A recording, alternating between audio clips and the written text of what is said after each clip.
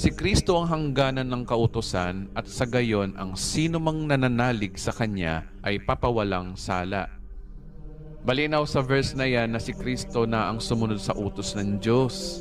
Natupad na ang inuutos ng Diyos sa tao. Si Kristo na ang tumupad ng kautusan na hindi masunod-sunod ng tao, lalong-lalo na ang mga Hudyo. At sa verse ding yan na ang basihan na ng Diyos sa bagong tipan ay hindi na base sa utos ng Diyos. Yung sino man daw magtiwala sa ginawa ni Kristo sa krus, yun daw ang mapapawalang sala.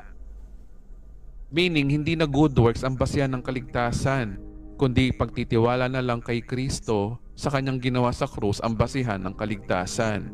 Kaya ito ay tinatawag na good news o yung totoong gospel. Hebreo chapter 9 verse 12. Minsan lamang pumasok si Kristo sa dakong kabanal-banalan at iyo'y sapat na.